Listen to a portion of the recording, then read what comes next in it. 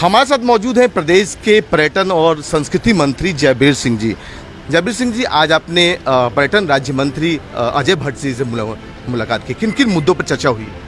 देखिए, भारत सरकार के द्वारा पर्यटन को बढ़ावा देने के लिए तमाम वो योजनाएं जो लागू चल रही हैं, उनकी प्रगति, अगली योजना, आने वाली योजनाओं के लिए पर्यटन को बढ़ावा देने के लिए पूरी तरह आदरणीय मोदी जी की दिशा निर्देश में उत्तर प्रदेश को प्राथमिकता दी जा रही है।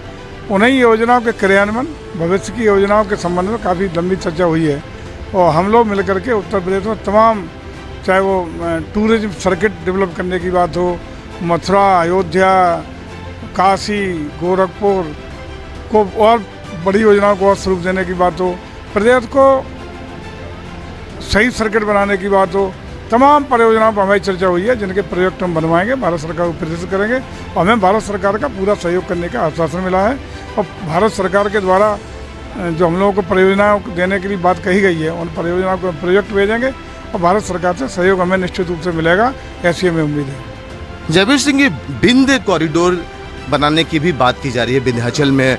आपको लगता है कि कुछ संभावनाएं हैं वहां पर, लोगों को कुछ रोजगार मिलेगा उस पूरे बिंद कॉरिडोर से और पर्यटन को और बढ़ावा मिलेगा?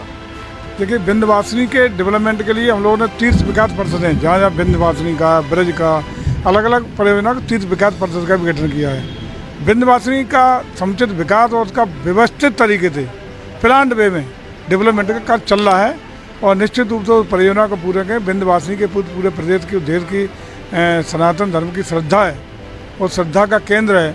उससे निश्चित रूप से पर्यटन का, कोई पर्यटक जब जाता है तो कई लोगों को रोजगार देके जाता है। वहाँ के होटल, वहाँ के मजदूर, वहाँ के दुकानदार, वहाँ के तमाम लोगों को रोजगार देके जाता है।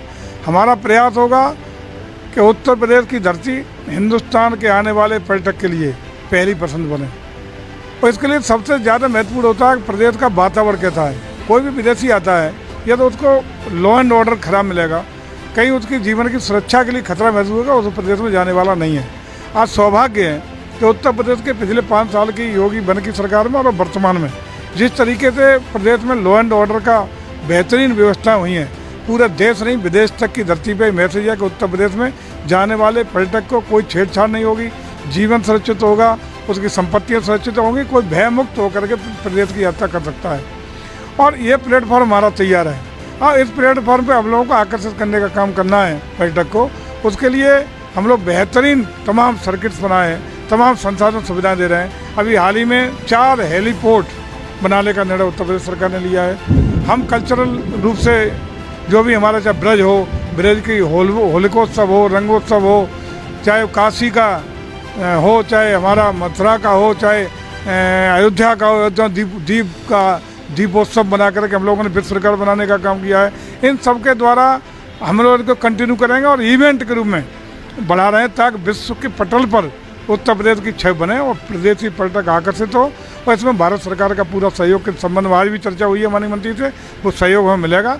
भारत सरकार मिलकर के, प्रदेश सरकार की मिलकर के तमाम वो बड़े बड़े प्रोजेक्ट ला करके पर्यटन के क्षेत्र में, कल्चर के क्षेत्र में हम लोग उत्तर प्रदेश को बहुत आगे ले जाने का काम कर रहे हैं। आपसे बात करने के लिए शुक्रिया।